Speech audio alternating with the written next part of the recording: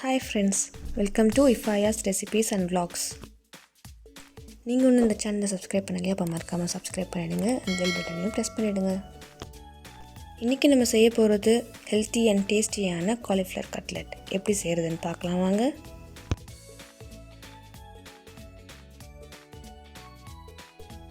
நான் இந்த கட்லெட் செய்கிறதுக்கு 500 கிராம் காலிஃப்ளவர் எடுத்துக்கிட்டேன். இப்போ இதை வேக வச்சு எடுத்துக்கலாம்.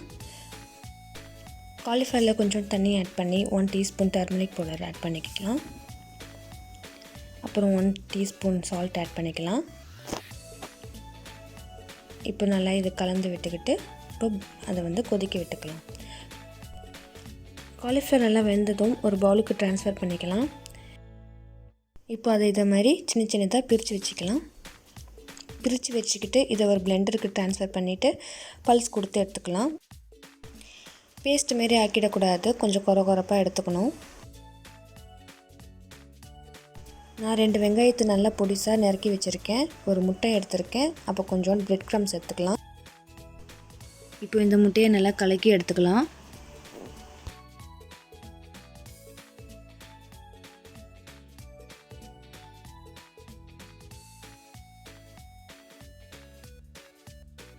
இப்போ இதில் 1 டீஸ்பூன் உப்பு ஆட் பண்ணிக்கலாம்.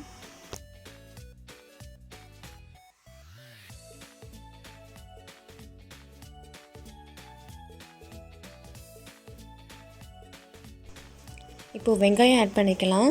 எல்லா வெங்காயமும் ஆட் பண்ண வேணாம். வெங்காயம் நிறைய ஆகிடுச்சுன்னா அப்போ சரியாக உண்டை பிடிக்க வராது. இப்போ அதை நல்லா கலந்து விட்டுக்கோங்க.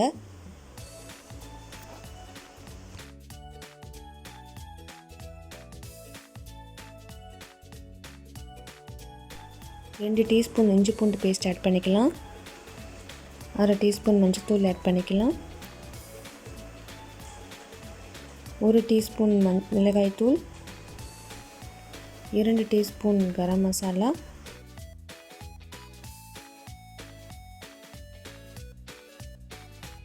2 டேபிள் ஸ்பூன் அரிசி மாவு ஆட் பண்ணிக்கலாம். 1 டேபிள் ஸ்பூன் கடலை மாவு எடுத்துக்கலாம்.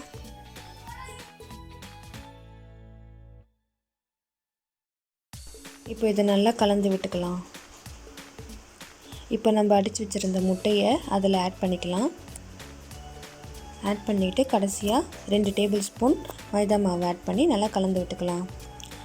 கொஞ்சோண்டு மல்லி இலைகளை தூவி விட்டுக்கலாம். இப்போ அதை நல்லா கலந்து விட்டுக்கோங்க. இப்போ நம்ம கட்லெட் போட ஸ்டார்ட் பண்ணிக்கலாம்.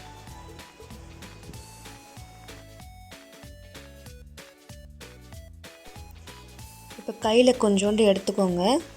நல்லா இதுமாரி டைட்டாக பிணைஞ்சிக்கிட்டு இப்போ அதை நம்ம ரவுண்ட் ஷேப்புக்கு தட்டி எடுத்துக்கலாம். இந்தமாரி கொஞ்சம் கொஞ்சமாக இதுமாரி தட்டி விட்டுக்கோங்க. கொஞ்சம் திக்காக எடுத்துக்கோங்க. இப்போ நம்ம அதை பிரெட் க்ரம்ஸ் லெவல் போட்டு ஃபுல்லாக டிப் பண்ணி எடுத்துக்கலாம்.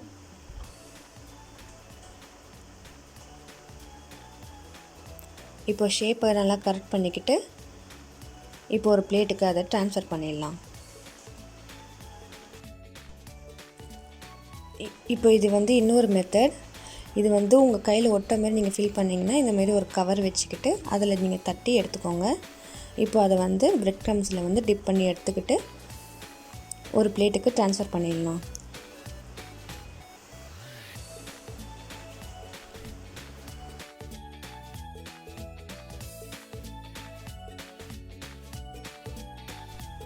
இப்போ கட்லெட்ஸ்லாம் ஃப்ரை பண்ண ரெடி ஆகிடுச்சு. இப்போ ஒரு பேனில் கொஞ்சோண்டு ஆயில் விட்டுட்டு ஆயில் நல்லா ஹீட் ஆனதும் கட்லெட்டை அதில் ட்ரான்ஸ்ஃபர் பண்ணிவிடுங்க. 2 சைடும் கோல்டன் ப்ரௌன் ஆகிற வரைக்கும் ஃப்ரை பண்ணி எடுத்துக்கலாம்.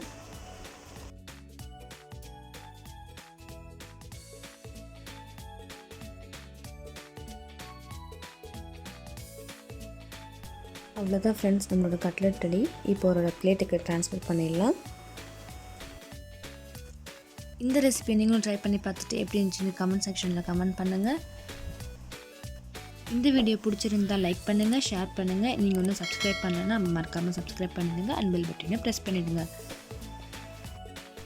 இன்னொரு வீடியோவில் இன்னொரு சூப்பரான ரெசிபியோட சந்திக்கலாம். until then stay tuned, stay safe, bye.